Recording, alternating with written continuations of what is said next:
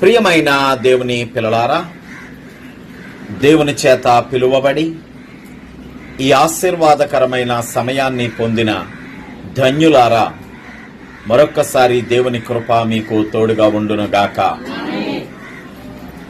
రెండవ సంఘముగా స్మరణ సంఘమును ప్రభువు మాట్లాడుతున్నారు. మొదటి సంఘముగా ఎఫెసీ సంఘమునకు లేఖ రాసి పంపించారు. ఎఫెసీ సంఘముతో ప్రభువు మాట్లాడారు. రెండవ సంఘముగా ఎఫెసీ సంఘమునకు సుమారుగా 50 కిలోమీటర్ల దూరములో ఉన్నటువంటి స్మరణ సంఘముతో ప్రభువు మాట్లాడుతున్నారు. పద్మసు ద్వీపములో క్రీస్తు నిమిత్తము శ్రమను అనుభవిస్తూ ఒంటరిగా ఉండి ఆత్మవశుడైనటువంటి యోహాను గారికి యేసయ్య బోధించగా, ఈరోజు ఆ యోహాను గారు స్మరణ సంఘమునకు రాసినటువంటి లేఖలో నుండి మనకు అవసరమైన మాటలు మనము ధ్యానించబోతున్నాం. దిద్దుబాటు కూడికలలో ఉన్నాం, సరిచేయబడే కూడికలలో ఉన్నాం. ప్రతిదినము కూడా నూతనమైన పాఠాన్ని ప్రభువు మనకు నేర్పిస్తూ ఉన్నారు. దేవుని కృప అద్భుతమైనది, దేవుని కృప అద్వితీయమైనది. లోకములో సంపాదించుకోలేనటువంటి కృప అది. మనుషుల యొక్క కృప ఏ కార్యము మన ఎడల చెయ్యదు గాని దేవుని యొక్క కృప నీ ప్రతి కన్నీటి చుక్కను మరి లెక్కించి దానికి తగినటువంటి ప్రతిఫలాన్ని ఇచ్చేటువంటిది. కృప వలన తప్ప మరి దేని వలన కూడా ఏ కార్యము సాధ్యము కాదు. నీ బలము, నీ జ్ఞానము, నీ తెలివి, నీ ధనము, నీ బంధువర్గము, నీకంటూ లోకములో ఏదైతే గొప్ప అని అనుకుంటావో అవేవి కూడా దేవుని యొక్క కృపకు సాటి రావు. కాబట్టే ఈరోజు దేవుని కృపను పొందడానికి దేవుడిచ్చినటువంటి అవకాశమును సద్వినియోగము చేసుకుందాం. స్మరణ సంఘము. ఎఫెసీ సంఘమునకు పెట్టబడినటువంటి పేరు ప్రేమను మరచిన సంఘము. మరచిన అనేకన్నా కూడా వదులుకున్న సంఘము, ప్రేమ లేనటువంటి సంఘము. స్మరణ సంఘమునకు పెట్టబడిన పేరు మనందరికీ కూడా ఎంతో ఇష్టమైనటువంటి పేరు శ్రమల సంఘము. శ్రమల సంఘము. ఎందుకు ఈ మాట ఇష్టమైనది అని చెబుతున్నానంటే, మన కుటుంబము కూడా శ్రమలను అనుభవిస్తున్నటువంటి కుటుంబమే. మన జీవితము కూడా శ్రమలను అనుభవిస్తున్నటువంటి జీవితమే. మన ప్రయాణము కూడా శ్రమల గుండా సాగుతున్నటువంటి ప్రయాణమే. కన్నీరు కార్చకుండా ఏ విశ్వాసి సంతోషించలేడు అంటాను నేను. కన్నీరు కార్చకుండా నీకు సంతోషము కలగదు. నీవు ప్రార్థనలోనన్నా కన్నీటిని కార్చాలి, లేదా శ్రమల కారణంగా, శోధనల కారణంగా, సమస్యల కారణంగానన్నా కన్నీటిని కార్చాలి. కన్నీరు, విశ్వాసము, నిరీక్షణ, నిత్య జీవము ఇవన్నీ కూడా క్రైస్తవులకు తప్పనిసరి విషయాలు. నీలో నిరీక్షణ ఉండాలి, నీలో విశ్వాసము ఉండాలి, నీవు నిత్య జీవానికి వారసుడు అవ్వాలి. అదే సమయంలో నీవు మర్చిపోలేనటువంటి ఒక విషయం ఏంటి అంటే, నీ జీవితంలో కన్నీరు తప్పనిసరి. కానీ ప్రభు అంటున్నాడు, ఆనందించు. కన్నీరు వచ్చినా కూడా ఆనందించు. నిందలు వచ్చినా కూడా ఆనందించు. అవమానాలు వచ్చినా కూడా ఆనందించు. ఎందుకంటే సూర్యుడు తూర్పున ఉదయిస్తాడనేటువంటిది ఎంత నిజమో, విశ్వాస జీవితములో కన్నీరు కూడా అంతే నిజమో. విశ్వాస జీవితములో కన్నీరు కూడా తప్పనిసరి. నేనంటాను, ఆనందము కలిగిందా కన్నీటితో ప్రార్థన చేయి, దుఃఖము కలిగిందా ప్రార్థన చేయి, కన్నీరు అదే వస్తుంది. దుఃఖములో దుఃఖపడనటువంటి వాడు, కన్నీరు కార్చనటువంటి వాడు మనిషే కాదు. కన్నీరు లేనటువంటి వాడు మనిషే కాదు. లోకములో కన్నీరు అనేటువంటిది దేవుడిచ్చిన అద్భుతమైన వరం అంటాను నేను. నీ హృదయంలో ఉన్న వేదన ఎప్పుడైతే నువ్వు కన్నీరు కారుస్తూ ఉంటావో ఆ రూపంలో అది బయటకు పోతూ ఉంటుంది. కన్నీరు కార్చకపోతే బాధ గుండెల్లో గూడు కట్టుకుపోయి అది నిన్ను ఎంతగానో వేధిస్తుంది. మనోవ్యధకు మించిన వ్యాధి లేదు అంటారు పెద్దలు. మనోవ్యధకు మించిన వ్యాధి లేదు, మనోవ్యాధి కంట మందే లేదు. కాబట్టి నీవు కన్నీరు కార్చేలాగా దేవుడు సహజముగా నీకు ఏర్పాటు చేసినటువంటి ఒక చికిత్సా విధానం అంటాను నేను. కానీ ఆ కన్నీటిని నువ్వు దేనికోసం వాడాలంటే దేవుని కృప పొందడానికి వాడాలి. ఎందుకో తెలుసా? మరల ఈ మాట నేను మీతో చెబుతున్నాను. ప్రభు నీ ప్రతి కన్నీటి చుక్కను కవిలిలో దాచి తన సింహాసనము పక్కన పెట్టుకొని లెక్కిస్తున్నాడు. ప్రతి కన్నీటి చుక్కకు ప్రభువు సమాధానము చెబుతాడు. నీ ప్రతి కన్నీటి చుక్కకు ప్రభువు సమాధానము చెబుతాడు.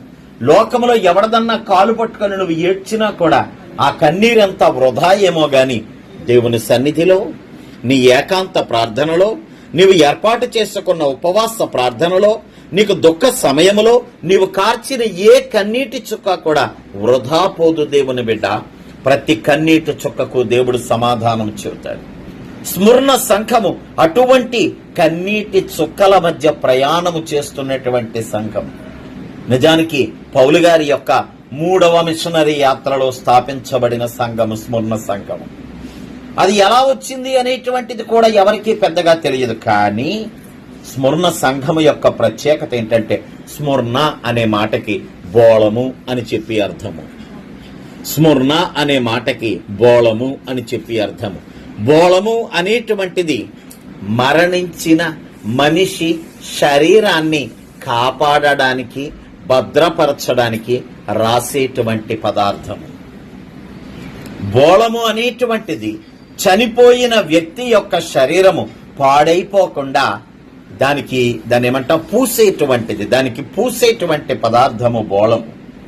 ఈ బోళం ఎలా వస్తుంది అంటే ఒక రకమైనటువంటి సువాసన కలిగిన మొక్కను బాగా పిండగా దాంట్లో నుంచి వచ్చేటువంటిదే బోళము. దేవునికి స్తోత్రం చెప్పండి. ఈ మాట జాగ్రత్తగా. ఒక సువాసన వచ్చేటువంటి మొక్కను బాగా పిండగా దాంట్లో నుంచి వచ్చేటువంటి పదార్థమే బోళము. అర్థమవుతోందా ఆత్మీయ అర్థము? దేవుని పిల్లలారా, శ్రమలలో బాగా నలగగా అటువంటి విశ్వాసులందరూ కలిసి ఏర్పాటు చేసుకున్న సహవాసమే స్మరణ సంఘము. సువాసన కొడుతున్నటువంటి సంఘము, సువాసన భరితమైనటువంటి సంఘము, బోళముగా వినియోగించబడుతున్నటువంటి సంఘము, శ్రమల ద్వారా క్రీస్తునందు విధేయత అనే సువాసన అందరికీ కూడా వ్యాపింప చేస్తున్న సంఘము. చాలా గొప్ప సంఘం. ప్రభు అంటున్నాడు, ఓ స్మరణ సంఘమా, నీ శ్రమ నాకు తెలుసు. ఓ నడకుదురు సంఘమా, నీ శ్రమ నాకు తెలుసు. నీ పేరు పెట్టి నీ కుటుంబపు యజమానురాలిగా లేక యజమానుడిగా పిలుస్తూ ప్రభు అంటున్నాడు కదా, నీ శ్రమ నాకు తెలుసు. సిలువను గూర్చి, సువార్తను గూర్చి, క్రీస్తును గూర్చి, క్రీస్తు వార్తను బట్టి నువ్వు ఎన్ని శ్రమలు అనుభవిస్తున్నావో నాకు బాగా తెలుసు. శ్రమల గుండా నీవు చేస్తున్న ప్రయాణము నేనెరుగుదును. దేవునికి స్తోత్రం చెప్పు. నీ పరిస్థితి నీ తోటి వాడికి తెలియదు. నీ పరిస్థితి నీ పక్కన పడుకున్న నీ భర్తకో భార్యకో తెలియదు. నీ పరిస్థితి నీవు కన్న బిడ్డలకు తెలియదు. నిజానికి నేనెంతో జ్ఞానవంతుడినండి. ఎక్కడో తెలుసా, ఎంఆర్సిఎస్ ఎఫ్ఆర్సిఎస్ లండన్ అని చెప్పేటువంటి డాక్టర్ గారికి కూడా నీ ఆరోగ్య పరిస్థితి తెలియదు. కానీ నీ శ్రమల పరిస్థితి ఎవరికి తెలుసంట? నీ దేవునికి తెలుసు. నువ్వు ఎటువంటి శ్రమను అనుభవిస్తున్నావో, నువ్వు ఎంతగా వేదన చెందుతున్నావో, ఏ విధమైన బాధాకరమైన పరిస్థితులను అనుభవిస్తున్నావో నిన్ను పుట్టించిన నీ కన్న తల్లిదండ్రులకు తెలియదు గాని నిన్ను పుట్టించిన నీ పరమ తండ్రికి తెలుసు. స్మరణ సంఘముతో ప్రభువు అదే మాట చెబుతున్నాడు. ఈరోజు నీతో కూడా అదే మాట చెబుతున్నాడు ప్రభు. అమ్మా, నీ శ్రమ నాకు తెలుసు. నువ్వు నిలువబడి సాక్ష్యము చెప్పకపోయినంత మాత్రాన రాత్రి వేళ నువ్వు పడుతున్న వేదన ఏంటో నాకు తెలియదనుకుంటున్నావేమో. నువ్వు నిలువబడి సాక్ష్యము చెప్పకపోయినంత మాత్రాన అసలు నీ మనస్సులో ఉన్న దుఃఖానికి కారణమేంటో నాకు తెలియదనుకుంటున్నావేమో. నాకు తెలుసు అంటున్నాడు ప్రభువు. నీ గురించి ఆపాదమస్తకము ఎరిగిన వాడు ప్రభువు. నీ తల వెంట్రుక చివరి నుండి కాలి పాదపు గోరు వరకు కూడా సమస్త స్థితిగతులను ఎరిగినవాడు ప్రభువు. నువ్వనుకుంటున్నావు నా పక్కనే ఉన్నాడు కానీ నా గురించి ఏం తెలుసు, నా గురించి ఏమీ తెలియదు ఆయనకి. అయ్యా, నీ పరమ తండ్రికి తెలుసు. అది చాలు, అది చాలు. నీ తోటి మనుషులకు తెలిసినంత మాత్రాన వారు నీకు ఏ విధముగానూ ఉపయోగపడరు. గాని దేవునికి తెలిసినట్లయితే, నీ పరమ దేవునికి తెలిసినట్లయితే గనక నీవు తప్పకుండా మేలు పొందుదువు గాక. దేవుని పిల్లలారా, మొట్టమొదటి మాట ప్రభు అంటున్నాడు కదా, నీ శ్రమ నాకు తెలుసు. స్మరణ సంఘం చాలా శ్రమలు అనుభవిస్తోంది. రోమా దేశంలో నివాసం చేస్తోంది. స్మరణ సంఘం రోమా దేశంలో ఒక ముఖ్యమైన పట్టణం. ఈ పట్టణం ఇప్పటికీ కూడా ఉంది అక్కడ. ఆ పట్టణములో ఇక్కడ యోహాను గారు ఏ సంఘమునకైతే లేఖ రాస్తున్నారో ఆ సంఘము కట్టుకున్న మందిరము కూడా ఇప్పటికి ఇంకా అక్కడ ఉంది. వారు ఎదుర్కొంటున్న సమస్య ఏంటో తెలుసా? రోమా దేశపు రాజుగారికి విపరీతమైన అహంకారం. రోమా దేశపు రాజుగారికి విపరీతమైన అహంకారం. జాగ్రత్తగా ఆలకించండి. సంవత్సరానికి ఒకసారి, చాలా మంచోడు, అక్కడికి చాలా అవకాశం ఇచ్చాడు. సంవత్సరానికి ఒకసారి నువ్వు ఏ మతాన్ని అవలంబించేవాడివైనా, నువ్వు యూదుడవైనా క్రైస్తవుడవైనా కూడా నువ్వు చేయవలసిన పని ఏంటంటే, ఈ రోమా దేశపు మహారాజుకి ఒక మందిరాన్ని కట్టారు. ఆ మందిరములోనికి నువ్వు వెళ్ళి అగరబత్తులు వెలిగించి సాంబ్రాణి వేసి మా మహారాజే దేవుడు అని చెప్పి ఆ కార్యాన్ని కొనసాగించాలి. జాగ్రత్తగా మరొకసారి చెబుతున్నా, రాజుగారి పేరట మందిరము కట్టారు. సంవత్సరానికి ఒకసారి ఆ రాజుగారి మందిరములోనికి వెళ్ళి నువ్వు చేయవలసిన పని ఏంటంటే, అగరత్తులు సాంబ్రాణి వెలిగించి మా మహారాజే మా దేవుడు అని చెప్పాలి. చెప్పగానే నీ పేరున ఒక సర్టిఫికెట్ అక్కడ వెంటనే ముద్ర వేసేస్తారు. ఆ ముద్ర ఎవరికి చూపించినా కూడా నీకే ప్రమాదం లేదు. ముద్ర కలిగిన సర్టిఫికెట్ లేకపోతే నిన్ను జైల్లో పెట్టొచ్చు, నీకు జరిమానా విధించవచ్చు, లేదా నీ ప్రాణము కూడా తీసేయచ్చు. ఎంత శ్రమో గమనిస్తున్నారా? ఈరోజు నీకొస్తున్న శ్రమ కూడా అటువంటిదే. గమనిస్తున్నావా? కానీ ప్రభువు స్మరణ సంఘముతో చెబుతున్నాడు కదా, నువ్వు కంగారు పడకు, నీ శ్రమ నాకు తెలుసు. ఏ క్రైస్తవుడు ఒప్పుకుంటాడండి? సండే స్కూల్లో మొట్టమొదట మనం నేర్పిస్తాం, నాన్న 10 ఆజ్ఞలు. 10 ఆజ్ఞల్లో మొదటి ఆజ్ఞ, నీ దేవుడైన యెహోవా తప్ప వేరొక దేవుడు నీకు ఉండడు. ఇప్పుడు వాళ్ళు ఏమని చెప్పమంటున్నారు? మా మహారాజే మా దేవుడు. ఏ క్రైస్తవుడైనా దానికి ఒప్పుకుంటాడా? వారు అందుకే చాలా పేదరికంలోకి వెళ్ళిపోయారంట. వారి ఆస్తులు జప్తు చేసేసారు. వారిలో మీకు విషయం తెలుసా? ఎదుటి వ్యక్తిని కొట్టాలి అంటే దెబ్బ కొట్టడం కాదు, దేని మీద దెబ్బ కొట్టాలో తెలుసా? వాడికి డబ్బులు వచ్చే మార్గాన్ని ఆపేయాలి. ఎప్పుడైనా సరే వాడి వ్యాపారమును లేదా వాడి ఉద్యోగమును దెబ్బతీసేటువంటి పని నువ్వు చేసినట్లయితే గనక వాడు చచ్చినట్టుగా కాళ్ళబేరానికి వస్తాడు. అది లోకములో ఉన్న సూత్రం. అందుకని చెప్పి ఆనాటి రోమా సామ్రాజ్యం వారు కూడా ఏం చేసేవారంటే క్రైస్తవుల యొక్క ఆస్తులను జప్తు చేసేసేవారు. అందుకే రెండవ మాట, నీ దరిద్రతను కూడా నేను ఎరుగుదును. దేవునికి స్తోత్రం చెప్పండి. వాక్యములో ఉన్న మూలం అది. నీ శ్రమ నేను ఎరుగుదును. నువ్వు ఎంత కష్టము గుండా ప్రయాణం చేస్తున్నావో నాకు తెలుసు.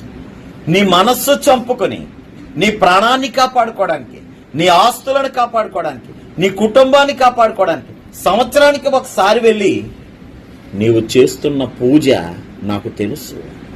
కానీ ప్రియ స్మరణ సంఘమా, సంతోషించు. నీలో ఒక్క లోపము కూడా నేను కనుగొనలేను. దేవునికి స్తోత్రం చెప్పండి. ఇక్కడ ఉన్న రెండవ సంఘమైన స్మరణ సంఘములో ఏ విధమైన లోపాన్ని ప్రభు చూపించట్లేదని. ఎఫెసీ సంఘములో లోపాన్ని చూపించాడు. మొదట నీకుండిన ప్రేమను నీవు వదులుకున్నావు. కానీ స్మరణ సంఘములో ఏ విధమైన లోపాన్ని చూపించట్లేదయ్యా. స్మరణ సంఘమును ఆదరిస్తూ మాట్లాడుతున్నాడు ప్రభు, ధైర్యపరుస్తూ మాట్లాడుతున్నాడు ప్రభు, నిరీక్షణ కలిగించే మాటలు వినిపిస్తున్నాడు ప్రభు. నీ శ్రమలన్నీ నాకు తెలుసు నాయనా. నీవు ఏ విధమైన ఇరుకు పరిస్థితిలో ప్రయాణము చేస్తున్నావో, ఎన్ని శ్రమల మధ్య నీవు దేవుని ఆరాధిస్తున్నావో నాకు తెలుసు. కానీ ప్రియ విశ్వాసి, అదే విధమైన పరిస్థితులలోనికి తొందరలోనే వెళ్ళబోతున్న ప్రియ విశ్వాసి, ఈ మాట ఫలించకుండును గాక, కానీ జరుగుతుంది. ఫలించకుండును గాక అని ఒక దైవజనుడిగా నేను చెప్పినంత మాత్రాన దేవుని యొక్క చిత్తము నెరవేరక ఆగదు. ఒక దినమున నడకుదురు సంఘము కూడా స్మరణ సంఘపు మార్గములోనే ప్రయాణించాలి. ఒక దినమున నడకుదురు కరప సంఘము కూడా స్మరణ సంఘపు మార్గములోనే వెళ్ళాలి. ఒక దినమున రామకంచిరాజనగర సంఘము కూడా స్మరణ సంఘపు మార్గములోనే వెళ్ళాలి. నీవు లోకమును పూజించక తప్పదు. ఎందుకో తెలుసా, నేను అంటాను, దానియేలు కూడా ఇలాంటి సమస్య ఎదుర్కొన్నాడు. రాజుగారిని పూజించాలి, రాజుగారిని ఆరాధించాలి. నీ దేవుణ్ణి ఆరాధించుకుంటే ఆరాధించుకో, ఇది కూడా చెయ్యాలి. స్మరణ సంఘము వలె నిరీక్షణ కలిగి జీవించు. పేతురు రాసిన మొదటి పత్రిక 3వ అధ్యాయము 14వ వచనము నుండి 17వ వచనము వరకు ఉన్న వాక్యాలలోని సారాంశం ఏమని చెబుతోందో తెలుసా? నీతి నిమిత్తము నీవు శ్రమపడుట ధన్యత అని చెప్పి అంటోంది. దేవునికి స్తోత్రం చెప్పండి. నీతి నిమిత్తము శ్రమపడుట ధన్యత. ఎవరైతే నీతిని గురించి శ్రమ పడుతూ ఉంటారో వారు ధన్యులు అని చెప్పబడతా ఉంది. గడిచిన సంవత్సరం ధన్యులను గురించి మాట్లాడుకున్నాం. మత్తయి సువార్త 5వ అధ్యాయం 11వ వచనములో కూడా ప్రభు ఏమంటున్నాడో తెలుసా? నీతి నిమిత్తము లేక నా నామము నిమిత్తము జనులు మిమ్మల్ని నిందించి హింసించి చెడ్డ మాటలల్లా పలుకున్నప్పుడు, దేవునికి స్తోత్రమయ్యా, నువ్వు ధన్యుడవయ్యా, నువ్వు ధన్యుడవి. దేవుని దృష్టిలో ధన్యుడు అనిపించుకోవడం కన్నా గొప్ప అచీవ్మెంట్ ఈ ప్రపంచంలో ఇంకేముండదు. అంతకన్నా కూడా నువ్వు సాధించగలిగింది ఇంకేమీ లేదయ్యా ఈ లోకంలో. ఎందుకో తెలుసా? విస్తారముగా ప్రయాసపడతావు, అది నీది కాదు. ఎలాగో ఒకలాగా నీది చేసుకుంటావు.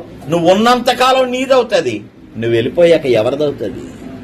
నువ్వు సంపాదించినది ఏ వెర్రివానికి వదిలేస్తావో, నువ్వు సంపాదించినది ఏ దుర్మార్గుడికి వదిలేస్తావో, నువ్వు సంపాదించింది ఏ పనికి మాలినోడికి విడిచిపెట్టేస్తావో. దేవుని బిడ్డలారా, నువ్వు పడిన ప్రయాస, సూర్యుని క్రింద నువ్వు పడుతున్న దురవస్థ అంతా కూడా వ్యర్థమని చెప్పి ప్రసంగి గారు చెప్పడానికి కారణం అదే. కానీ నువ్వు రక్షణ సంపాదించుకుంటే అది ఎవరికీ విడిచిపెట్టక్కర్లే. అదొక్కటే నీతో వస్తుంది. రక్షణ మాత్రమే నీతో వస్తుంది. దేవుని చేత ధన్యుడవని అనిపించుకుంటే ఆ ఒక్క మాట మాత్రమే నీతో వస్తుంది బిడ్డ. గమనించు తండ్రి, ప్రభు అంటున్నాడు, నీతి నిమిత్తము హింసింపబడు వారు ధన్యులు. నీతిని బట్టి శ్రమల గుండా ప్రయాణము చేస్తున్న వారు ధన్యులు. ఒకవేళ నీవు శ్రమల గుండా వెళుతూ ఉన్నట్లయితే గనక నీవు ధన్యుడవి, నీవు ధన్యుడవు. తొందరలోని నువ్వు ధన్యునిగా ఎంచబడతావు. చాలా శ్రమలు రాబోతున్నాయి. అంత్యకాలాలలో భయంకరమైనటువంటి దినాలు రాబోతున్నాయి. అంత్యకాలాలలో భయంకరమైన సమస్యలు మనం ఎదుర్కోబోతున్నాం. అంత్యకాలాలలో హతసాక్షులను చూడబోతున్నాం. అంత్యకాలాలలో భయంకరమైన శ్రమానుభవం గుండా మనం వెళ్ళబోతున్నాం. అప్పుడు యేసయ్య అంటాడు కదా, నువ్వు ధన్యుడవు, నువ్వు ధన్యుడవు. స్మరణ సంఘంతో చెబుతున్నాడు, నువ్వు ధన్యుడవు, నీ శ్రమను నేను ఎరుగుదును. చూడండి అక్కడ మొదటి పేతురు రాసిన మొదటి పత్రికే 1వ అధ్యాయం 6వ వచనములో నిరీక్షణ కలిగే ఒక మాట ప్రభు చెప్తున్నాడు. ఏమని చెప్తున్నాడు తెలుసా? మీ శ్రమలంట కొంతకాలమే అని చెబుతున్నాడు. దేవునికి స్తోత్రం చెప్పండి. శ్రమలు ఎంతకాలం అండి? శ్రమలు కొంతకాలమే. అయ్యా, నా ప్రభువు నిరీక్షణ కలిగిన ఆలోచనలు ఎన్నో కలిగిస్తున్నాడు. కొన్ని ఆలోచనలు మీతో పంచుకోనా? రాజుగారు ఉండేది కొంతకాలమే, కానీ నా ప్రభు ఉండేది శాశ్వత కాలమయ్యా. దేవునికి స్తోత్రం. అవునా కాదా? అధికారంలో ఉన్నటువంటి వాడు ఎన్నాళ్ళు ఉంటాడు? మహా అయితే ఒక 20 సంవత్సరాలు ఉంటాడు, 25 సంవత్సరాలు ఉంటాడు. కానీ నా ప్రభు ఎప్పుడున్నాడో తెలుసా? వాడు అధికారంలోనికి రావడానికి ముందున్నాడు, వాడు అధికారంలో నుండి పోయిన తరువాత ఉన్నాడు, నేను పుట్టక ముందున్నాడు, నేను చనిపోయిన తరువాత ఉంటాడు, నేను బ్రతికినంతకాలం. అయ్యా, నిరీక్షణ కలిగిన మాట, నాతో ఉంటాడయ్యా, నా ప్రభు నాతో ఉంటాడయ్యా. ఎంత గొప్ప నిరీక్షణ కలిగిన మాట. నా ప్రభువు ఒకరోజు మరణించాడు, కానీ తిరిగి లేచాడు. నేను కూడా తిరిగి లేస్తాను తండ్రి. దేవునికి స్తోత్రం. నా ప్రభువు తిరిగి లేచాడు, నేను కూడా తిరిగి లేస్తాను. ఈ శ్రమలు నన్ను బాధించవు. నా ప్రభువు మరణాన్ని జయించాడు, నేను కూడా మరణాన్ని జయిస్తానయ్యా. ఈ మరణము నన్ను దాని గుప్పిట్లో ఉంచుకోలేదు. ఒక్కసారి అలా పట్టుకుంటాదేమో అంతే, కానీ అది విడిచిపెట్టక తప్పదు. లోకంలో భగవద్గీతలో చెప్పేటువంటి ఒక మాట మీతో నేను పంచుకుంటున్నాను. ఇది కూడా గడిచిపోతుంది. దేవునికి స్తోత్రం చెప్పాలి. ఇది కూడా గడిచిపోతుంది. సంతోషమైన అది కూడా గడిచిపోద్ది, దుఃఖమైన అది కూడా గడిచిపోద్ది, వేదనైన అది కూడా గడిచిపోద్ది. కానీ ఎన్నడూ విడవని గడవని నిన్ను వదలనటువంటిది ఏదైనా ఉందంటే అది దేవుని కృప మాత్రమే. ఆ నిరీక్షణ నీకుంటే శ్రమ నిన్నేమీ చెయ్యదు, వ్యాధి నిన్నేమీ చెయ్యదు నాన్నా, బాధ నిన్నేమీ చెయ్యదు తండ్రి. బాధ పెడుతున్న శత్రువు కుక్క వలె మొరుగుతూ సింహము వలె మింగేయాలని, పాము వలె కాటేయాలని కాచు కూర్చున్నటువంటి శత్రువు కూడా నిన్నేమీ చెయ్యడు తండ్రి. అయ్యా, నా ప్రభువు తిరస్కరించబడ్డాడు, నేను కూడా తిరస్కరించబడతానేం పర్లేదు. దేవునికి స్తోత్రం చెప్పి తిరస్కారములో నుండి నా ప్రభువు గణపరచబడుతున్నాడు, నేను కూడా గణపరచబడతాను, నేను కూడా గణపరచబడతాను. నా ప్రభువు అవమానించబడ్డాడు, నేను కూడా అవమానించబడతాను. అవమానములో నుండి నా ప్రభువు మహిమను పొందాడు. ఒక దినమున మహిమ కిరీటమును, మహిమ వస్త్రాన్ని నేను పొందుతానయ్యా. స్మరణ సంఘముతో ప్రభు చెబుతున్నాడు. శ్రమలు గడిచిపోతాయి, అవమానాలు గడిచిపోతాయి, తిరస్కారాలు గడిచిపోతాయి. శ్రమ దినాలు కొంతకాలమే. నువ్వే కంగారు పడక, వాటిని బట్టి దుఃఖపడక, వాటిని బట్టి భయపడకు. శాశ్వతముగా దీంట్లో కూరుకుపోయానేమో అని చెప్పు నువ్వు అనుకోకు. మరలా చెప్తున్నాను, అది నిన్ను ముట్టుకొని వెళ్ళిపోద్ది తప్ప పట్టుకొని వెళ్ళదు. అది నిన్ను ముట్టుకొని వెళ్ళిపోతుంది తప్ప పట్టుకొని వెళ్ళదు. దేవుని బిడ్డ నిరీక్షణ కలిగి జీవించమంటున్నాడు. అంతేకాదు, మంచి ధన్యకరమైన మాట చెబుతున్నాడు. పేతురు రాసిన మొదటి పత్రికలోని 4వ అధ్యాయం 12వ వచనం నుంచి 14వ వచనం వరకు రాయబడిన మాటల సారాంశం ఏంటంటే, శ్రమలలో ఆత్మ మీ మీద ఉన్నది కాబట్టి మీరు ధన్యులు. దేవునికి స్తోత్రం చెప్పండి. శ్రమ కలిగినప్పుడట నీలో ఏముంటుందయ్యా? ఆత్మ. నీతో ఏముంటుందయ్యా? ఆత్మ. దేవుని ఆత్మ. నీ ఆత్మ కాదు, దురాత్మ కాదు. నీకు శ్రమ కలిగిన ప్రతిసారి నీవు దేవునిని ఆశ్రయిస్తే, నీవు దేవునికి అలాగని చెప్పి శ్రమ కలిగింది కదండి, కన్నీరు ఎక్కడతాడంట కదా, నేను కన్నీరు కార్చుకుంటా కూర్చుంటాను అంటే కాదండి. శ్రమ కలిగినా కూడా శ్రమలో నీవు దేవునిని స్తుతిస్తే, శ్రమలో నీ నోట స్తుతులను నింపుకుంటే, శ్రమలో నీవు దేవునిని ఘనపరచువానిగా, మహిమపరచువానిగా, మరి ముఖ్యముగా ఆశ్రయించువానిగా ఉన్నట్లయితే గనక దేవుని పిల్లలారా, నీవు ధన్యుడవు, నీవు ధన్యుడవు. నీ శ్రమ నిన్నేమీ చేయకుండును గాక.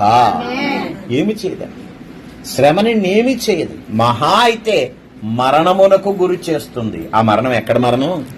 ఇక్కడ మరణం. శ్రమపడినా మరణమే, సంతోషపడినా మరణమే, ధనవంతుడివైనా మరణమే, భేదవాడివైనా మరణమే, విశ్వాసివైనా మరణమే, అవిశ్వాసివైనా మరణమే. ఆ మరణము పేరు ఎడబాటు. అది ఈ లోకములో జరిగేది. కానీ మనం భయపడుతున్నది ఈ మరణమును బట్టి కాదు. భయపడొద్దు. ఈ మరణాన్ని గురించి ఎవ్వరూ కూడా భయపడొద్దు. అది తప్పనిసరి. మొదటి నుంచి ఇదే మాట చెబుతున్నాను. కన్నీరు తప్పనిసరి, శ్రమ తప్పనిసరి, శరీరమును విడిచిపెట్టడం అనబడే మరణము తప్పనిసరి. శరీరాన్ని విడిచిపెట్టడం, కానీ ఆత్మను నశింప చేయడం అనే మరణాన్ని జయిద్దామండి. శ్రమలలో కూడా నీ ప్రభువును స్తుతించుట ద్వారా, నీ ధన్యతను బట్టి నిన్ను నీవు గనునిగా ఎంచుకొనుట ద్వారా ఎంతమంది హతసాక్షులు లేరు, ఎంతమంది దేవుని నామమును బట్టి చెరసాలకు వెళ్ళలేదు, ఎంతమంది దేవుని యొక్క కృపను పొందుట కొరకు ఈ లోకములో శ్రమలను అనుభవించలేదు. వారందరూ కూడా ఇంత గొప్ప సాక్షి సమూహముగా మనలను ఆవరించి ఉండగా, ఈ రోజున ఒక చిన్న విశ్వాసిగా బయలుదేరినటువంటి నీవు శ్రమను బట్టి దుఃఖిస్తున్నావా? అయ్యో, నా పక్కింటి వాళ్ళు నన్ను ప్రార్థన చేసుకొని ఇవ్వటం లేదండి, మా మందిరాన్ని కట్టుకొని ఇవ్వటం లేదండి, అందరికీ దుఃఖముగానే ఉంది. కానీ ప్రభు అంటున్నాడు, ఒక దినమున ఆ కార్యమును నేను సఫలపరచుదును. సఫలపరుస్తాను. నువ్వు దుఃఖించకు. నువ్వు చేస్తున్న పనే చేయి. నువ్వేం చేస్తున్నావో తెలుసా? ప్రతిరోజు ప్రార్థన చేస్తున్నావు. ప్రభువా, మాకు మందిరం వద్దా? మాకు మందిరం ఇవ్వవా? నువ్వు ప్రార్థన చేయి. అంతే తప్ప దానిని బట్టి కూరుకుపోయి నా జీవితం ఎక్కడితో ఆగిపోయింది, అయ్యో దేవుడు నన్ను విడిచిపెట్టేశాడు, దేవుడు నాకేం చేశాడనే మాట నువ్వు మాట్లాడొద్దు బిడ్డ. ఆ మాట అసలు నీ నోట రానివ్వద్దు. శ్రమ వచ్చినా నిరీక్షణ లేదా? వాక్యం అడుగుతుంది, నీ భక్తి నీకు ధైర్యము పుట్టించదా? దేవుని యందు విశ్వాసమును కోల్పోయావా? దేవుని యందు నిరీక్షణను కోల్పోయావా? ఎందుకు శ్రమను చూసి భయపడుతున్నావు? శ్రమ అవతల నిలువబడి రా నా దగ్గరికి, ఆగక సాగిపో అని చెబుతున్న ప్రభువును చూడలేకపోతున్నావా? ఎర్ర సముద్రమునకు అవతల నిలువబడి, ఇదిగో నేను ఇక్కడున్నాను, నువ్వు రా, నడుచుకుంటూ వచ్చేయని ఇశ్రాయేలీయులతో చెప్పిన ప్రభువును నువ్వు చూడలేకపోతున్నావా? ఎరికో గోడలను గురించి నిరీక్షణతో కూడిన మాట్లాడిన ప్రభువును చూచి కూడా నీ నిరీక్షణను కోల్పోతున్నావా? శ్రమను బట్టి చిక్కుబడిపోతున్నావా? ఆగిపోతున్నావా? దేవుని బిడ్డ, ఈరోజు స్మరణ సంఘమును చూస్తూ ప్రభు అంటున్నాడు, నువ్వు చాలా శ్రమలు అనుభవిస్తున్నావు, నా నామము నిమిత్తము చాలా శ్రమలు అనుభవిస్తున్నావు. నువ్వు ధన్యుడవు. శ్రమ కొంతకాలమే ఉంటది, కానీ నిత్య జీవము ఎన్నాళ్ళుంటదయ్యా? తరముల పాటు అంతులేని సంవత్సరముల పాటు నిలిచి ఉంటది. అక్కడ నీవు స్తుతులు చెల్లిస్తూ జీవించడమే. ఏ విధమైనటువంటి వేదన, దుఃఖము, బాధ లేనటువంటి ఆ లోకములో నీవు స్తుతులు చెల్లిస్తూ జీవించడమే. ప్రియ విశ్వాసి, శ్రమలో నిరీక్షణ కలిగి ఉంది, శ్రమలో దేవుని వైపునకు చూస్తున్నాడు. స్మరణ సంఘము ధన్యతను కలిగిన సంఘము, ధన్యతను కలిగిన సంఘం. ఎందుకొస్తోంది శ్రమ? ఎందుకొస్తోంది శ్రమ? ఒక 10-15 సంవత్సరాల క్రితం విజయవాడలో ఒక 4 సంవత్సరాల పిల్లాడిని తీసుకెళ్లి ముక్కలు చేసేటువంటి సిమెంట్ ఫ్యాక్టరీ మెషిన్లో పడేసారండి. 4 సంవత్సరాల కుర్రాన్ని. ఎంత వేదనాభరితమైన పరిస్థితో తెలుసా? వాళ్ళు ఎందుకు అలా చేశారో తెలుసా? ఆ చంటి పిల్లాడి యొక్క తండ్రి గారి మీద కోపము. ఈరోజు శ్రమ అనుభవిస్తున్న ఓ బిడ్డ, నీ మీద కోపమును బట్టి నిన్ను శ్రమకు గురి చేయటం లేదు. వారు కూడా నిన్ను ప్రేమిస్తున్నారు, నీ పొరుగు వారు కూడా నిన్ను ప్రేమిస్తున్నారు. కానీ వారు ఎవరిని ద్వేషిస్తున్నారో తెలుసా? నీ తండ్రి అయిన సిలువలో ప్రాణము పెట్టిన యేసును. యేసు మార్గము లోకమునకు నచ్చదు, యేసయ్య బోధ లోకమునకు నచ్చదు. యేసయ్యను ఏమీ చెయ్యలేక వీళ్ళేం చేస్తున్నారయ్యా అంటే నిన్ను శ్రమకు గురి చేస్తున్నారు. కాబట్టి ఇప్పుడు సమాధానం ఎవరు చెబుతారు? నీ యేసయ్య చెబుతాడు, నువ్వు చెప్పక్కర్లే. రాజుగారి తరపున పోరాడేటువంటి సైనికుడు మరణిస్తే ఎవరు సమాధానం చెప్తారు? రాజుగారే సమాధానం చెప్తారు. దేవుని పక్షముగా పోరాడుతున్న నీవు దేవుని నామము కొరకు శ్రమలను అనుభవిస్తే ఫలాన్ని ఎవరిస్తారయ్యా అంటే నీ దేవుడు ఫలాన్ని ఇస్తాడు. నీ శ్రమకు తగ్గ ఫలాన్ని నీ పరమ తండ్రి ఇస్తాడు. దేవునికి స్తోత్రం చెప్పాలి. 2 చేతులు పైకెత్తి దేవుడు ఎంత అద్భుతమైన మాట చెబుతున్నాడు. నీ శ్రమలకు కారణము నీవు కాదు గాని క్రీస్తు మీద లోకానికి ఉన్న ద్వేషము. నీ శ్రమల ఫలాన్ని ఎవరిస్తారయ్యా అంటే నీ పరమ తండ్రి ఇస్తాడు. ఆ గొప్ప కృప మనందరము పొందుదుముగాక.